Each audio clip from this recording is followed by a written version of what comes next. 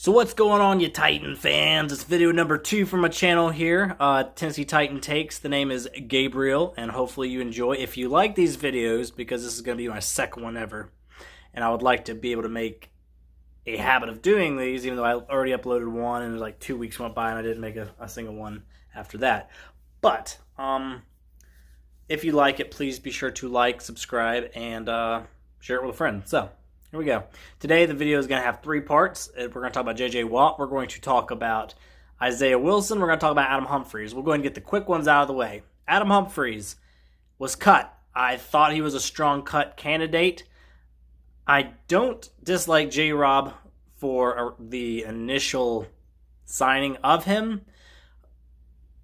But for whatever reason, Arthur Smith did not like Adam Humphries. Even when he wasn't injured, which that was what his biggest downfall with the Tennessee Titans was the fact that he was always injured. It was hard to get him on the field, and I have no idea what that was about because he had no injury issues whatsoever for the Tampa Bay Buccaneers. But for whatever reason, we only even brought Adam Humphries on the field on 3rd down. I don't know why, and so many times that's exactly where we would go. It'd be 3rd and 7. He'd do his little in and out or his little out and in, something to just get himself open quick, and he'd catch it and get the first down. So for what we used him for, he was spot on. But for whatever reason, if it's just 1st and 10 and we do a pass play, usually it's a run, but if we do a pass play, Adam Humphries was on the sidelines. And it wouldn't bother me too much, except Michael Pruitt would be running routes. Anthony Firkser would be running routes. People like that, Cam Batson, Khalif Raymond, these people have their place on our roster, but when you're paying Adam Humphries $9 million a year, and he's just sitting there waiting for it to be 3rd and 5 before we even put him on the field, it's just ridiculous. I'm going to say it must have been an Arthur Smith thing. So I'm not going to lie, I was kind of looking forward to seeing what he would do with a new offensive coordinator, but, well, it's not going to happen because he got cut, which I understandably so. However, I will say this: us cutting Adam Humphries, it saves us $4 million, but we have a huge issue at wide receiver. AJ Brown, stud, love him, but we don't have much, if anything, behind him because right now Corey Davis is not under contract. You know, he's set to be a free agent. I hope we sign him. I like Corey Davis. I loved his tape coming out of college, and I was hoping that's who we would draft. Get him at the 5th overall in the first round is a little bit high, but we got him. Like, I would have liked been able to trade back and get him, but that didn't really happen. But I hope we can keep Corey Davis. But if we don't, Khalif Raymond, he's not supposed to be on the roster either. So I literally think our number 2 wide receiver, as it stands right now, would be Cam Batson, and that's not good. That's not good at all. Cam Batson should be number 5 wide receiver at best. So here's to hoping Titans have a plan. If nothing else, re-sign Davis. But I digress.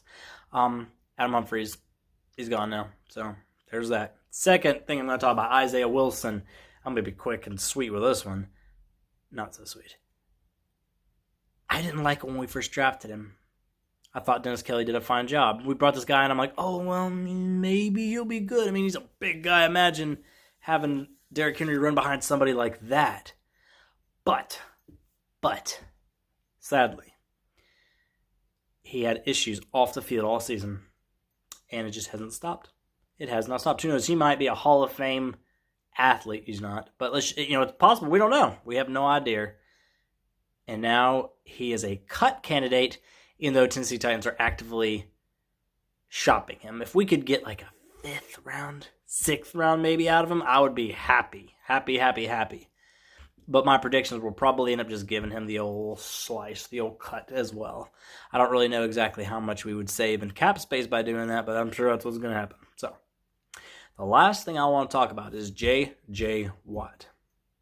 Tennessee Titans are one of the 3 main teams that has expressed interest in him, and I'll be honest, he's my Jadeveon Clowney of last year. Last year, before the offseason really even got going, I was like, Jadeveon Clowney, I want him. We got him. Got injured. I will say this. A lot of people will say he was just garbage. It was a horrible free agency signing, the worst in J-Rob's history. And I don't really agree with that because if you look at him, he got 0 sacks for us, big old 0. But he